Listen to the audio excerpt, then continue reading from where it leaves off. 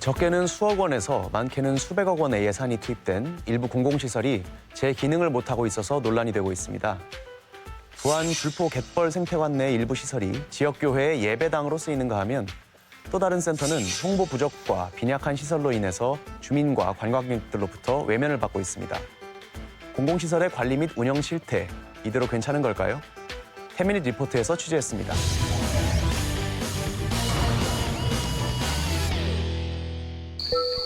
부안군에 위치한 줄포만 갯벌 생태관. 공공시설은 모두 폐관을 했을 늦은 저녁 시간임에도 불구하고 이곳으로 하나둘 사람들이 모여듭니다. 어둠이 찾아온 늦은 시간에 이들이 생태관을 찾은 이유는 무엇일까? 사람들의 발길을 따라 생태관 내부로 들어가 본 제작진. 놀랍게도 그곳에서는 한 교회의 예배가 이루어지고 있었습니다. 지난 8월 말부터 바로 이 줄포만 갯벌 생태관 내 대회의실에서 수요 예배 활동을 해왔다는 한 교회. 해당 교회는 왜 교회가 아닌 공공시설에서 종교 활동을 하는 것일까? 부안 줄포 생태공원 내에 위치한 줄포만 갯벌 생태관. 생태관은 지난 2006년 줄포만 갯벌이 습지보호지역으로 지정된 뒤 그 생태적 가치를 인정받아 2010년 람사르 습지로 지정된 것을 기념하기 위해 건립된 시설입니다. 갯벌의 생태계와 주변 환경을 전시하는데 총 260여억 원의 막대한 예산도 투입됐습니다. 그런데 왜 이런 공공시설에서 특정 종교 활동이 이루어지고 있는 걸까? 확인을 위해 제작진은 줄포만 갯벌 생태관을 찾아가 담당자를 만나봤습니다. 지난 5월 달에 이제 그 교회 신축 계획이 있었던가 봐요. 그래서 이제 다른 장소도 알아보고 하다가 이제 저희들이 이제 한번 그 대관을 해줄 수 있냐 검토를 한번 해달라 그래가지고. 지난 5월 부안 줄포에 위치한 해당 교회가 건물 리모델링과 관사 신축 공사를 계획하며 교인들이 임시로 모여 예배를 진행할 장소를 찾던 중 생태관에 대관 요청을 해왔다는 겁니다. 교회 요청에 따라 지난 8월 말부터 생태관 대회의실을 대관해준 부안군. 공공시설을 종교단체에 대관해주는 데는 아무런 문제가 없는 걸까? 뭐 종교단체라고 이렇게 특별히 이제 거부한다든지 이런 조항이 없기 때문에 그래서 이제 일요일 날 2시간 하고 수요일 날 1시간 이렇게 사용을 하고 있습니다. 부안군 줄포만 갯벌 생태공원 운영관리 조례 제9조 사용허가 제한 조항에 해당되지 않기 때문에 생태관을 교회에 대관해준 것은 문제가 되지 않는다는 답변. 제작진은 해당 교회 목사를 만나 생태관을 대관한 이유에 대해 물었습니다. 여기 줄포는 상습 수해 침해 지역이라는 거예요. 왜 이 도심 한가운데 펌프장 이 혐오 시설이 들어오느냐 다 반대했어요. 군에 대한 오랜 수건 사업이라고 해서 주차장도 제공해드리고 장비들 들어와서 그 시끄러운 소리 사실은 다 참으면서 그렇게 했어요. 교회 인근에 줄포면에 침수 예방을 위한 빗물 펌프장을 짓는 것을 교회가 동의했고 교회 공사가 진행되는 동안 생태관 대회의실을 대관했다는 것입니다. 우리는 군에 대해서 협조하고 그러는 와중에 교회 공사 이제 하면서 저희는 또 이제 생태공원에 좋은 장소를 얻었다라고 생각을 하고 이렇게 도와주시는구나. 그런데 교회가 생태관 시설을 대관하는 과정에서 현직 군의원의 개입 의혹을 제기하는 마을 주민. 어떤 모 의원이 허락했다고 해야 돼 거기다가. 교회 다니는 분 중에 의원이 2명이 있는데 저희 입장에서는 군의원들이 압력을 행사한 것 같다고 생각이 듭니다. 군의원들이 생태관 대관에 압력을 넣었다는 것은 사실일까? 물론 우리가 갔을 때 같이 함께 동행도 해주셨고 같이 가서 얘기도 해줬지만 뭐 군의원이 군수님한테 외압을 넣어가지고 될 수 있는 것도 아니고. 해당 군의원과 직접 통화를 해본 제작진. 의원들이 가서 뭐 대관해주라고 압력을 넣고는데 공무원들이 그 사람들이 우리 머리 위에 앉았어요. 같이 가달라는데 우리가 안 갈 수는 없는 거고 우리가 공무원들한테 한 얘기는 딱 그겁니다. 원칙에 맞게 대관이 가능하면 최대한도 주민들이 쓰기 편하게끔 대관해주자. 국민의 세금에서 지금 지어진 건물이잖아요. 종교단체건 문화예술단체건 누구나 대관해서 사용할 수 있는 건 아닙니까 이게? 부안군 담당 공무원 역시 군의원의 외압은 없었다고 이야기합니다. 그분들이 얘기한다고 해서 저희들이 불가능한 것을 가능하다고 이렇게 하는 건 아니죠. 막대한 예산을 들여 관람객들에게 습지에 대한 이해와 교육을 목적으로 세워진 갯벌 생태관. 이 같은 시설이 설립 당시 취지와는 다르게 특정 종교단체가 이용하며 관람객들에게 자칫 불쾌감을 주지는 않을지 지역 주민들은 우려하고 있습니다. 부안군 진서면 곰소리. 도로 주변마다 젓갈 상가들이 즐비해 있는 이곳은 강경, 광천과 함께 우리나라 3대 젓갈 시장으로 꼽히는 곰소 젓갈 상가단지입니다. 그리고 지난 2011년 곰소 젓갈의 우수성을 알리고 부안군을 젓갈 식품 중심지로 육성하기 위해 만든 곰소 젓갈 식품센터. 다양한 종류의 젓갈이 전시되고 직접 체험할 수 있는 시설까지 완비돼 56억 원의 사업비가 투입됐습니다. 하지만 센터 건립 취지와는 달리 관리 및 홍보가 잘 되지 않는다는 인근 상인들. 조금 미흡하죠. 볼 게 없잖아요. 아예 활성화가 안 돼 있죠. 저 센터가. 부안 군 쪽에서 홍보를 많이 해주셔야 되는데 군 자체에서 홍보가 잘 안 되니까. 포털 사이트에 곰소 젓갈 발효식품센터를 입력한 후 홈페이지에 들어가자 개인 젓갈 판매 업소로 연결됩니다. 홈페이지를 좀 보고 싶은데 홈페이지가 어디에 있나요? 저희 젓갈센터는 아직 홈페이지가 운영이 되고 있진 않고 있고요. 또 다른 사이트에서 센터 전화번호를 찾자 전남 지역 번호가 검색됐습니다. 곰소 젓갈센터 아닌가요? 예, 죄송합니다. 전화가 잘못돼서 그래요. 간혹 젓갈을 사기 위해 센터 주변 상가에 온 사람들이 젓갈센터를 방문하는 경우도 있지만 대부분은 관광객 없이 텅텅 비어있는 상황. 심지어 지난 2017년에는 3억 원을 들여 체험관을 마련했지만 여전히 관광객들의 외면을 받고 있습니다. 그런데 센터 2층으로 올라가는 계단에 붙어있는 출입 금지 표시. 제작진이 직접 2층으로 올라가 보니 대회의실 용도로 만들었다는 공간에 그림을 그리는 도구와 작품들이 가득 차 있습니다. 화가분이 그림 그리신 건데? 해당 공간은 부안 출신의 한 화가가 개인 작업실로 사용해왔다는 주민의 말. 공공시설임에도 불구하고 개인 작업실로 쓰인 이유는 무엇일까? 저희가 사용하는 건 아니고요. 화백 선생님이 부천에서 큰 작업을 하셨을 때 하시고 작가께 놔두고 불과하다. 해당 작가의 SNS에 올라온 작업 사진. 그의 SNS에는 곰소 젓갈센터 내부에서 작업하는 사진이 여러 장 실려 있는데 그 역시 이 공간에서 오랫동안 작업을 해왔다고 말합니다. 군청에 가면요 1층 로비에 그 그림이 걸려 있습니다. 거기다가 얘기해가지고 그 그림을 그려서 기증하게 돼서 쓰게 된 거예요. 그러면 거기 공간을 얼마나 지금 사용을 하신 거죠? 지금 한 3년 정도 됐습니다. 부안군청 1층에 걸려있는 그의 작품 해원 부안 사계도. 부안의 사계절 풍광을 57m의 화폭에 담아 지난해 7월 기증했습니다. 그리고 최근까지 부안군의 아름다움을 홍보할 목적으로 그림을 그리는 대신 무상으로 센터 내 장소를 사용해왔다고 이야기합니다. 지금은 이제 거의 안 하시거든요. 가끔씩 이제 왔다 갔다만 이제 터지는데 그 화가님하고 이제 얘기해가지고 저 가져가시라고 이제 해야죠. 지역의 식품과 나아가서는 지역을 알리기 위해 만들어진 곰소 젓갈 식품센터. 하지만 이곳의 내실에 대해서는 물음표가 따라 붙는 실정입니다. 변산 해수욕장 앞에 자리한 인공 암벽센터입니다. 높이 16m, 폭 24m의 인공 암벽장. 전라북도가 총 10억 원의 예산을 들여 건립한 후 현재는 부안군이 위탁 관리 중에 있습니다. 2023년 세계 잼버리 대회의 성공적인 유치와 지역민과 관광객들의 체육시설 체험 활동을 돕는 것을 목표로 건립된 인공 암벽장. 하지만 체험관은 거리가 먼 전문가용으로 만들어지며 논란이 일고 있는 상황. 원래 처음에 이제 의도는 그 이제 잼버리 관련해서 이제 그 체험 시설 비슷하게 이제 그 부분이 이제 처음에 계획은 됐었거든요. 네.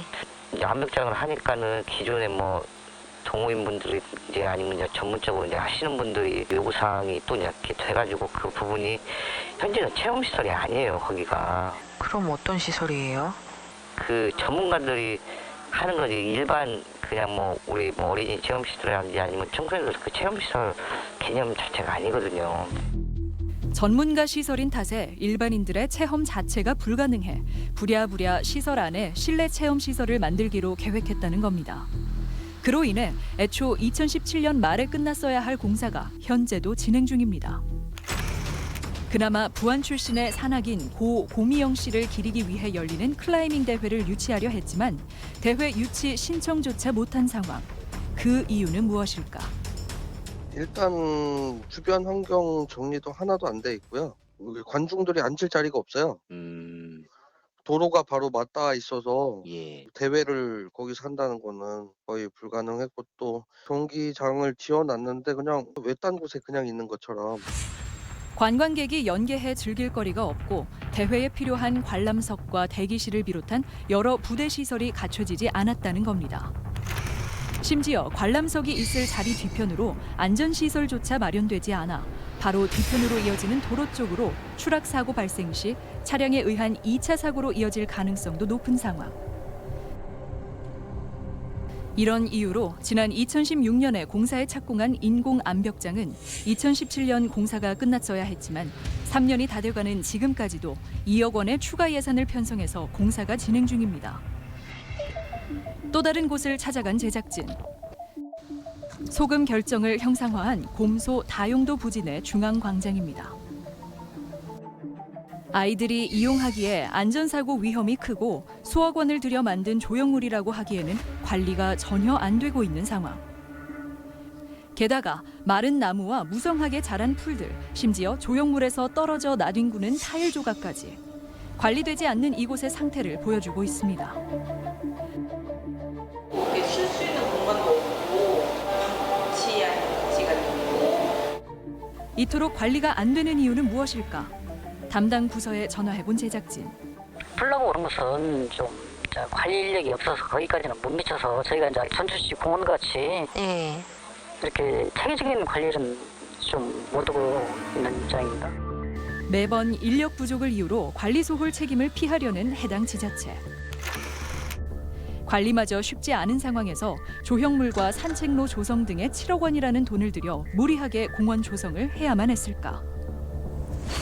건립 취지에 부합하지 않은 종교시설에 대관을 해주고 홍보 부족으로 외면을 받는가 하면 필요성이나 효율성을 따지지 않은 채 일단 짓고 난 뒤에 추가 예산을 투입하는 것도 모자라 아무도 찾지 않아 방치된 공공시설까지. 과연 이대로 두어야 할까? 아무래도 국민 정서를 안 맞는 부분이 있는 부분에 대해서는 좀 고쳐나갈 계획입니다. 그동안은 좀 부족한 점이 있었던 것 같은데요. 협업을 통해 가지고 충분히 보완을 해서 나가도록 하겠습니다. 세금으로 만들어지는 예산은 임자 없는 눈먼 돈이 아닙니다. 막대한 예산이 투입된 일부 공공시설이 애물단지로 전락하지 않도록 충분한 사전 검토와 체계적인 운영에 대한 점검이 필요한 때입니다.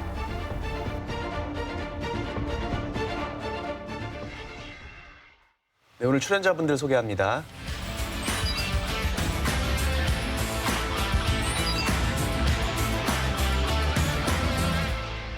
부모님, 지금 영상 보니까 갯벌 생태관은 교회 예배당으로서 젓갈센터는 작업실로 쓰고 있고요. 어떤 부분 제일 심각하게 보셨어요?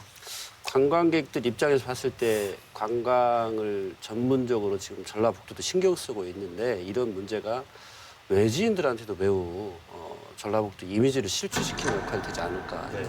그래서 좀 큰 걱정이 됩니다, 사실. 도내에 다른 사례도 많이 있을 것 같기도 하고요. 사실 제가 보기에는 어쨌든 다 아시겠지만 지금 우리 화면에서 봤었던 게 다 이제 공공 다중이용 시설인데도 불구하고 행정이라고 하는 것은 사실 대리인에 불과합니다. 우리 국민들이 지금 주인이거든요. 지자체의 주민들이 국민이고.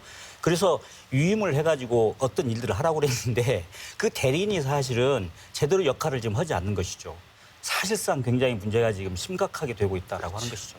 시민들이 이렇게 조그만한 구멍가게 낼 때도 입지 분석도 하고 나름대로 수지 조사를 하고 이렇게 유동인구는 어떤지 조사를 꼼꼼히 하지 않습니까? 행정에서 헬스에 수억 수십억을 투자할 때 그런 사전적인 조사가 철저하지 않다 이렇게 보시나요? 그렇게 된다고 보고요. 그러니까 이제 제일 큰 문제는 주로 하드웨어를 어떻게 세울 것만 갖고 주로 처음 준비할 때 그렇게 준비를 해요. 충분한 전략적인 생각이 없이 준비합니다. 이제 그게 저는 사실 운영 능력의 문제고 소프트웨어를 어떻게 개발할 거냐에 대한 문제에 대해서 전혀 고려하지 않고 일단 건축물 짓고 보는 게 제일 큰 문제고요. 이제 그와 연관지어서 또 시군 사업은 20억에서 60억 사이에도 실제 행안부에서 자체 투용자 심사를 해서 실적을 내는데 문제는 그 20억보다 더 낮은 또 소규모 예를 들면 시설 같은 경우는 투용자 심사 자체가 없어요.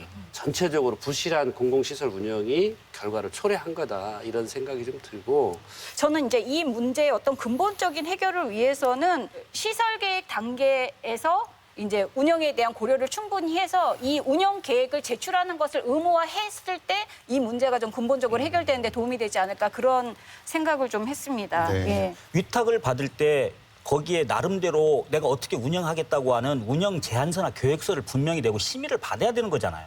보통은 그렇게 하죠. 예. 공개 입찰 경쟁을 하기 때문에 그렇다면 당연하죠. 적어도 제시했었던 것이 잘 지켜지는지 이것은 적어도 행정에서 판단해 줘야 되는 거 아니겠습니까? 그러니까 근데 어떻게 되는 거예요? 교수님 진짜? 그러니까 이게 위탁도 마찬가지고 행정에서 직영하는 경우도 마찬가지인데 행정에서 직영하는 경우는 유배지로 보통 공무원들이 인식하고 있어요.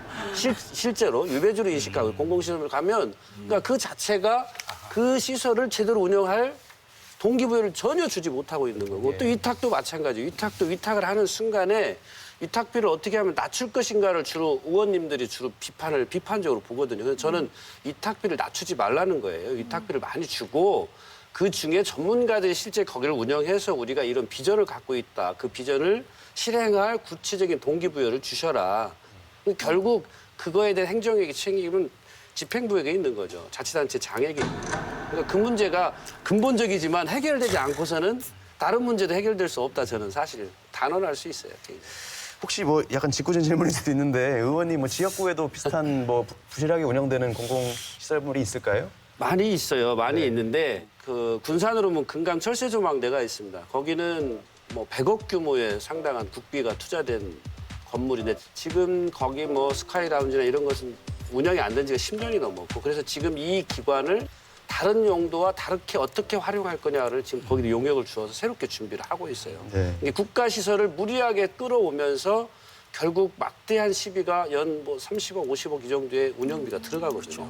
그다음에 전라북도 문학관 같은 경우도 있어요. 전라북도 문학관 이거 순도비 사업으로 한 거예요. 도에서 직접 지원한 건데 시민들의 접근성이 떨어져 있고 그다음에 문학 행사를 할 수 있을 만한 충분한 여유 공간이 없고 그러다 보니까 당연히 이제 안 될 거 아닙니까?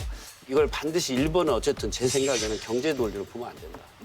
첫 번째로 그다음에 장기 플랜을 가져가야 되고 전문가에게 돈을 주는데 인색하지 말아라. 그 사람들이 훨씬 더 많은 일을 훨씬 더 많은 관광객을 끌어들일 수 있다. 이렇게 저는 개인적으로 생각합니다.